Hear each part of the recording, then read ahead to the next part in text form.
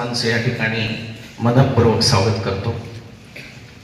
आज एक विशेष दिन आणि त्याची थोडी आठवण या दिवसाची, यासाठी आपण या ठिकाणी एकत्रित आलेलो आहोत।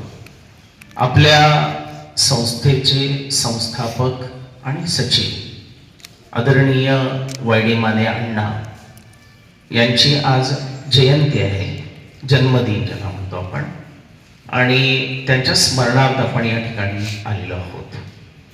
वाय.डी. माने अण्णा यांचा जन्म 23 डिसेंबर 1930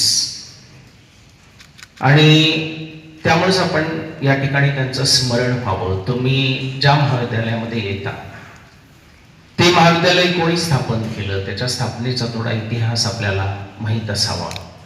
याचं कारण ज्या महाविद्यालयामध्ये जाता त्या महाविद्यालयाचं नाव कायमचं चिकटलेलं असतं आणि त्यामुळे त्याचं थोडं पार्श्वभूमी आपल्याला माहीत असतं। हे एका प्रेरणादायी असतं आणि विद्यार्थी म्हणून आपले एक नातेही त्याच्याशी आपण सांगण्यासाठी कटिबद्ध। पिढीला सुद्धा माहिती आहे, पण त्याच्यानंतरची जी पिढी आलेली आहे ते आपण म्हणू की अण्णांच्या काळात माहित होतं, भैयांना माहिती आहे, पण भैयांच्या मुलांना वाय.डी. माने माहिती आहे तसं काही नाहीये, जास्त डी.आर. माने माहिती आहे तसं नाहीये। असं जर आपण पुढे जात राहिलो तर प्रवासामध्ये कदाचित मागील गेलेल्या लोकांची आपल्याला आठवण कमी होते आणि म्हणून आपण त्यांचं स्मरण करत राहतो। मित्रहो, आपल्या महाविद्यालयाचं नाव आहे डी.आर. माने महाविद्यालय, बरं आहे ना? डी.आर. माने हे वाय.डी. मानेंचे वडील आणि डी.आर. माने हे स्वतः सुद्धा सत्यशोधकी समाजाचे कार्यकर्ते। डी.आर. माने हे इंग्रजीचे शिक्षक, डी.आर. माने हे पत्रकार, या अर्थानं त्यांची इतिहासामध्ये ओळख आहे।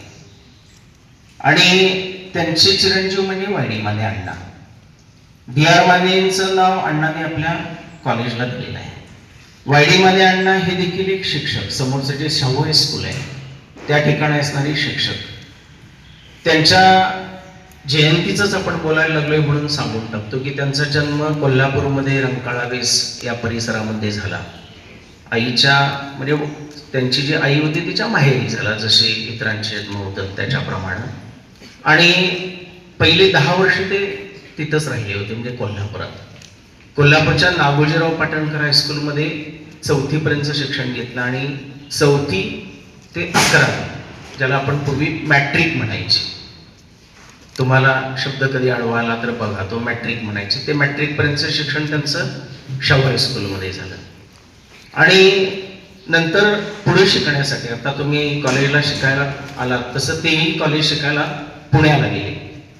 पुण्याला का गेले याचं कारण त्यांचे मामा श्रीपतराव शिंदे हे विजयी मराठा काळ, म्हणजे अतिशय त्या काळामध्ये बहुजनांची जी चळवळ चालायची त्या चळवळीचे कार्यकर्ते म्हणून पुण्यात काम करत होते। त्यांच्याकडे शिक्षणासाठी म्हणून गेले, पुण्याच्या प्रसिद्ध SP कॉलेजला ऍडमिशन घेतलं, पण पूर्ण शिक्षण घेता आलं नाही, ते परत आले। म्हणजे इंटर न झालेल्या माणसानं एवढ्या शिक्षण संस्था उभा केलेल्या आहेत, हा इतिहास आहे। घरामध्ये फार मोठी परिस्थिती होती काय नाहीये। डी.आर. माने हे शिक्षक होते पण पूर्णवेळ शिक्षक नव्हते, कारण डी.आर. मानेंच्या नावानं पेन्शन त्यांच्या घरामध्ये काय आली नव्हती। मी चौकशी ज्यावेळी केली त्यावेळी मला कळालं, आणि त्यामुळे डी.आर. माने हे शिक्षक होते पण पूर्णवेळ शिक्षक काही समोर राहिले नाही। अण्णा तिकडून आले आणि मुरगुड हायस्कूल मुरगुडला शिक्षक म्हणून काम करायला लागले। तिथं काम 5-6 वर्ष केलं आणि मग शाहू हायस्कूलला आले समोरच्या, आणि त्या ठिकाणी शिक्षक म्हणून काम करायला लागले, पण दीर्घकाळ शिक्षक म्हणून ते राहिले नाहीत। शिक्षकी पेशावर सगळ्यांचं प्रेम असतं, कारण शिक्षकी पेशामध्ये मुलांना त्रास देता देता आम्हाला पण शांतता मिळते आणि पगारही चांगला मिळतो, त्याच्यामुळे लोकांना शिक्षकी पेशा आवडतो। पण अण्णांनी 30व्या वर्षी शिक्षकी पेशा सोडून दिला आणि कागल एज्युकेशन सोसायटीची स्थापना केली। घरामध्ये श्रीमंती होती असं नाही, घरामध्ये भरपूर शेती होती असं नाही, घरामध्ये मोठ्या मोठ्या इमारती होत्या आणि सगळं काही तयार होतं म्हणून आपण काही करूया असंही नाही, पण अण्णा शिक्षण संस्था त्यांनी स्थापन केली। शिक्षण संस्था या शब्दाचा फार मोठा अर्थ सुरुवातीच्या काळामध्ये नव्हता। आपल्या कॉलेजचं जे रूप आपण पाहतो तसं काय सुरुवातीला नव्हतं, तुम्हाला पटणारही नाही। स्त्रियांचे शिलाई मशीनचे कोर्सेस, प्रिंटिंग प्रेस, हातमागाला पाहिजेत म्हणून हातमाग शिकवणारे एक 10-12 माग आणले आणि त्याच्यावर शिकवायला सुरू केलं.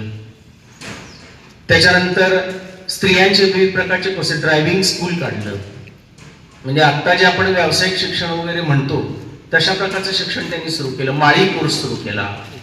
आणि अशा कोर्समधून जी मुलं शिकतील त्यांना पोटाला खायला शिक्षण मिळावं, पुस्तकी शिक्षण नव्हे, पोटाला देणारं शिक्षण अशा प्रकारच्या स्वरूपामध्ये सुरू झालं. आणि नंतरच्या टप्प्यामध्ये जसजशी प्रगती होत गेली तसं आपलं कॉलेज निघालं 1984 साली.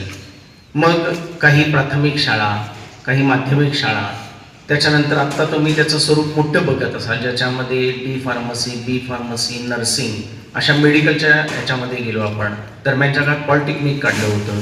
अशा विविध शाखा नंतरच्या काळामध्ये झाल्या. पण अण्णांनी ज्यावेळी पाया घातला, अण्णांचं महत्व हे यासाठी आहे की आजही तुम्हाला लक्षात येत असेल की जवळजवळ 30-35 गावातली मुलं आपल्याकडे येतात. ज्या काळामध्ये म्हणजे कोल्हापूरला शिकायला जाणे चेन मानली जायची, अशा काळामध्ये या ठिकाणी त्यांनी कॉलेज सुरू केलेलं आहे. म्हणजे मला अजून आठवते, मी 25 वर्ष प्राचार्य म्हणून इथं काम केलं. ऍडमिशन घ्यायला मुलं आली आणि जर मुलांना BA ला ऍडमिशन मिळालं नाही, BCom ला ऍडमिशन मिळालं नाही तर ती मुलगी घरात बसायची आणि पुढच्या वर्षी ऍडमिशनला यायची. आम्ही दरवाजामध्ये बोर्ड लावायचो की 1 वर्ष डबल बसलेल्यांना मिळणार नाही, फ्रेश ग्रॅज्युएट, फ्रेश शिकलेले आहेत त्यांना मिळेल. ती मुलगी आम्हाला उत्तर द्यायची, अहो तुमच्या कृपेनंच मी घरात बसलेली आहे, तुम्ही मागच्या वर्षी आम्हाला ऍडमिशन दिलं नाही म्हणून मी घरात बसले आणि तुम्ही आता ऍडमिशन द्यायला पाहिजे. मग मी विचारायचं की तू वर्ष कसं काय घालवलंस, तर इथं शिकायचं असेल तर कोल्हापूरला जायला पाहिजे. आता ती परिस्थिती नाही आहे. चहा उकळल्यानंतर ब्रेड सुद्धा कोल्हापूरला जाऊन आणला तर चालतोय, अशी आता परिस्थिती झालेली आहे. बरं आहे ना, बसेस आहेत, वाहनं आहेत, त्यामुळे सहजपणे आपण जाऊ शकतो. शिकायला मुलं अनेक जातात. त्या काळामध्ये तसं नव्हतं. अशा काळामध्ये कॉलेज निघालं.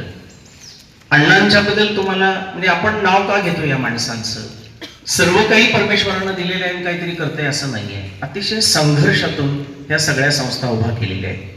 म्हणजे अण्णा सुरुवाती देवचंद शाह छात्रालय, आजही आपल्या अलका शेती फार्मच्या इथं अनाथ आश्रम, आणि कोर्टानं लहान मुलं जी कोर्ट कमिटेड मुलं असतात, म्हणजे लहान गुन्हे केलेली मुलं, लहान गुन्हेगार, बाल गुन्हेगार अशी मुलं आणि आश्रम, अशा अर्थानं आपली सुरुवात झालेली आहे. आणि अशा शाळांपासून पण आता आपण पुढे आलो. म्हणजे या शाळा सुद्धा काढत असताना अण्णांच्या डोक्यामध्ये समाजाप्रती काहीतरी करणं याची मनामध्ये कायम ओढ राहिलेली आहे. आणि म्हणून आजही तुम्हाला दिसेल की काल इलेक्शन झाल्या आणि भैया मानेंच्या मिसेस नगराध्यक्ष झाल्या, सविता प्रताप माने, बरं आहे ना, ते आपले सचिव आहेत आता. म्हणजे या सचिवांचा मुलगा सचिव. हे जे आपले सचिव आहेत ते राजकारणात पण होते, तेही नगराध्यक्ष होते 1973 साली. नंतरच्या काळामध्ये आणखी एक मेंबर त्यांच्या घरामधलं आशा काकी जे आहेत त्याही नगराध्यक्ष झाल्या. आणि आता सविता प्रताप माने या नगराध्यक्ष झालेले आहेत. त्या नगराध्यक्ष होत असताना लोकांच्या कॉमेंट्स अशा होत्या की स्वतः काहीतरी वाचता येईल अशा नगराध्यक्ष आमच्या गावाला मिळाला, अशा अनेकांनी मला कॉमेंट्स दिलेले आहेत. म्हणजे या घराची जी पुण्यही तिथून सुरू होते. माणसं घरामध्ये येणं, 500 माणसं सकाळपासून असणं, ही परंपरा DR मानेंपासून आहे. YD मानेंच्या काळामध्ये चालली आणि आजही पुढे राहिलेली आहे. YD माने तरी अतिशय उत्तम राजकारणी होते. म्हणजे तुम्हाला पटणार नाही, या संस्थेचे पहिले अध्यक्ष हे माननीय यशवंतरावजी चव्हाण, जे नंतरच्या काळामध्ये भारताचे उपपंतप्रधान झाले, संरक्षण मंत्री होते, ते आपले अध्यक्ष होते. हे कशामुळं? अण्णा काँग्रेसमध्ये काम करायचे, काँग्रेस कमिटीचा इथं एक मीटिंग होती, त्या मीटिंगला ते आले होते, संस्था काढली होती. अण्णा म्हणले तुम्ही अध्यक्ष व्हा, अध्यक्ष झाले. म्हणजे एवढ्या मोठ्या माणसाचं अध्यक्षपद आपल्या संस्थेला मिळालं.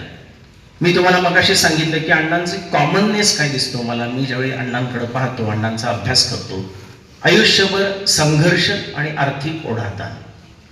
मी तुम्हाला सांगितलं की हॉस्टेल काढलं. अण्णा थोडे राजकारणात असल्यामुळं विरोधी पक्षाच्या लोकांनी मुलांच्या जेवणामध्ये विष घातलं आणि 2 मुलं गेलीत. कोर्ट गड्डा सुरू झाला आणि पैसे मिळायचे बंद झाले शासनाकडून अनुदान. अशा वेळी 7 एकराचा सरला शेती फार्म नावाचं त्यांचं शेती होती, ती त्या काळामध्ये त्यांनी विकली आणि दुकानदारांची बिलं भागवली. म्हणजे आपणाला लक्षात येतं की ही माणसं काहीतरी असं करतात, समाजाच्या चौकटीच्या पाठीमागे बाहेर जाऊन काहीतरी काम करतात आणि म्हणून अशा शिक्षण संस्था उभारतात. आपणाला मुकुट दिसत असतो. आज भैयांच्या डोक्यावर मुकुट आपण ज्यावेळी पाहतो त्यावेळी आपल्याला वाटतं की यांच्यात नगराध्यक्ष झाले, ही मोठी आहे. असं अजिबात नाहीये. अण्णांच्या बरोबर मी 6 वर्ष, म्हणजे मी 1999ला प्राचार्य म्हणून इथं आलो आणि 2006ला अण्णा गेले. 8 वर्ष मी त्यांच्याबरोबर होतो. अण्णांचं घर जे आता भैया मनेंचं बांधलेलं दिसतंय ना, ते लहान असलेलं घर मी बघितलेलं आहे. आता 8-10 वर्षामध्ये त्यांनी मोठं घर बांधलं आणि क्यूला उभारून माणसं आंघोळीला उभारलेली मी बघितली आहे. त्यांची फॅमिली मोठी आहे, एकच बाथरूम आणि क्यूला माणसं उभं राहायची. अशा वेळी ज्यावेळी घर नव्हतं त्यावेळी या ठिकाणी ज्यावेळी बांधकाम आपण काढायचो त्यावेळी बांधकामाला अण्णा पाणी मारायला इथं असायचे.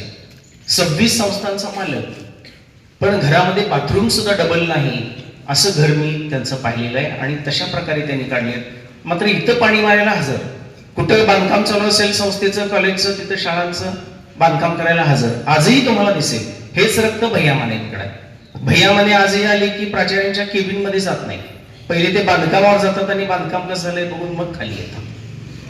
हे जो त्याग असतो, हा जो त्याग आहे तो अशा प्रकारच्या संस्था उभा करतो. मी शिकलो, मी शिक्षक झालो, माझं घर बांधलं, माझ्या घराला पाणी मारलं आणि माझं घर मोठं झालं, माझी मुलं शिकली. वायडी माने हे समाजाचे झाले, वायडी मानेने समाज शिक्षक झाले आणि म्हणून त्यांनी अनेक मुलांना, शेकडो मुलांना शिक्षण दिलं. आणि आज जशी घरातली मुलं बाहेर जातात आणि मोठी होतात तशी अनेक आपली मुलं, अनेक मुलं चांगल्या पदावर आणि चांगल्या ठिकाणी काम करताना दिसतात. विद्यार्थी मित्र हो, म्हणून एक नेहमी लक्षात ठेवायचं की कर्मवीर अण्णा ज्यांचं आपण शिक्षणासाठी नाव घेतो महाराष्ट्रामध्ये, त्यांची परंपरा चालवणारी ही माणसं, म्हणजे महाराष्ट्रामध्ये स्वातंत्र्यानंतर शिक्षण पसरावं. तुम्हाला यातला संदेश कोणता की शिक्षणाचं महत्व लक्षात ठेवायचं. महात्मा फुलेंनी शिक्षणाचा प्रसार केला. आंबेडकरांनी सगळ्यांना सांगितलं शिका, संघटित व्हा, संघर्ष करा. शिकण्यानं संघर्ष येतो, शिकण्यानं आपण माणूस आहे कळतं, शिकण्यानं माणूस पण येतं. हे शिक्षणाचं महत्व अधोरेखित करणारी काही माणसं आहेत, त्याच्यामध्ये अण्णा आहे.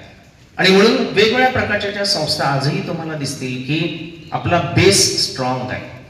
अनेक प्रकारच्या शिक्षण संस्था इथं उभा राहतात, पण आपण 26 संस्था घेऊन का स्ट्रॉंगली उभा आहे? याचं कारण काही माणसांनी त्या पायामध्ये स्वतःचं आयुष्य वेचलेलं आहे.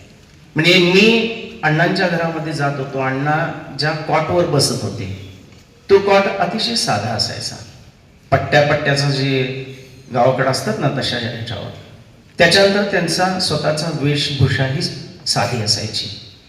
अण्णा बाहेर पडताना त्यांचं खाणं पिणं हे सगळं मी बघितलेलं आहे. कधीही लक्झरियस आयुष्य त्यांनी जगले नाहीत. मगाशी मी घराचंही वर्णन सांगितलं. म्हणजे ज्या काळी 20 संस्था उभा केल्या, जागा घेतल्या, इमारती बांधल्या, त्या स्वतःच्या घरामध्ये ते अतिशय साधेपणानं वागायचे. म्हणजे मला अजून आठवतंय की मी अण्णांकडे एकदा गेलो होते, डोळे दाखवायचे होते अण्णांचे. मला यायला सांगितलं 10:30ला, 12 वाजले तरी सुद्धा अण्णा बाहेर पडेनात. मी नंतरच्या टप्प्यातलं सांगतोय, बाहेर का पडेनात माझ्या लक्षात येईना. म्हणलं काय अण्णा, किती वेळ झाला तुम्ही बाहेर का पडत नाही?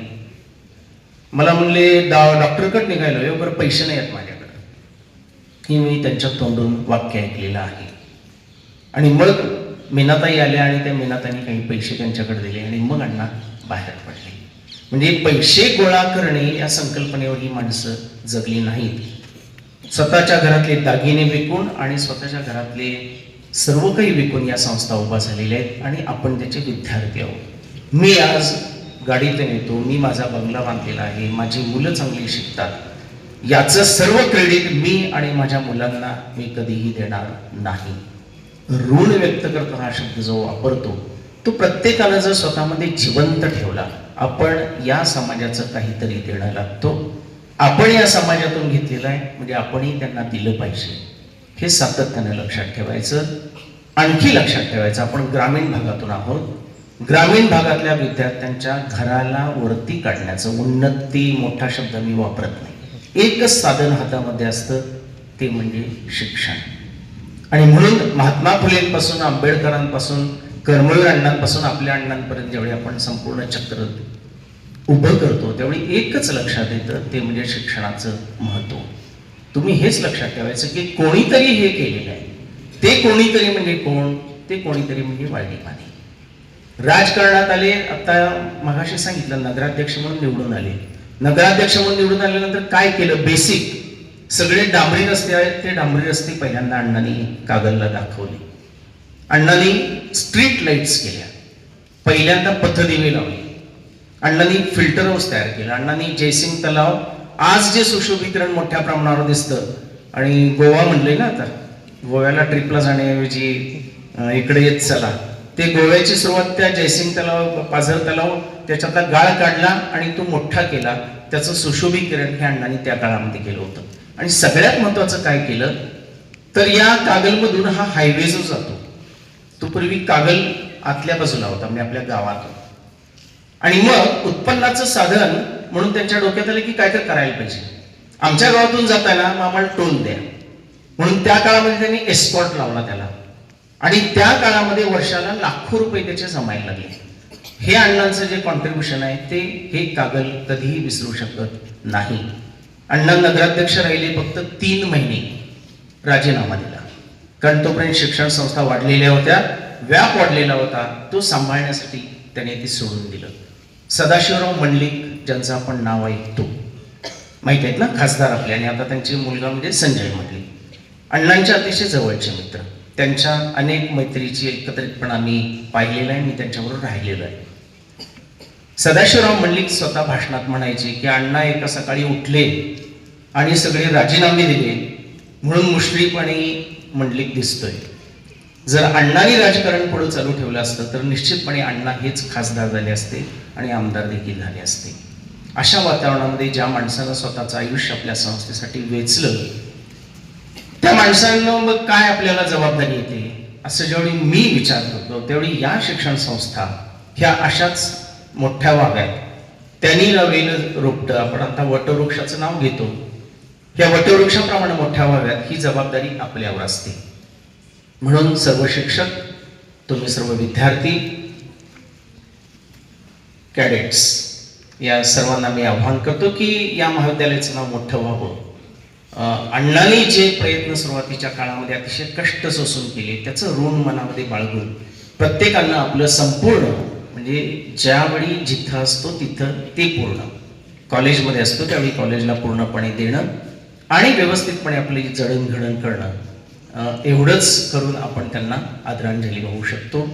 परत एकदा अण्णांना त्यांच्या जयंतीनिमित्त या ठिकाणी मी विनम्र अशी आदरांजली वाहतो आणि थांबतो.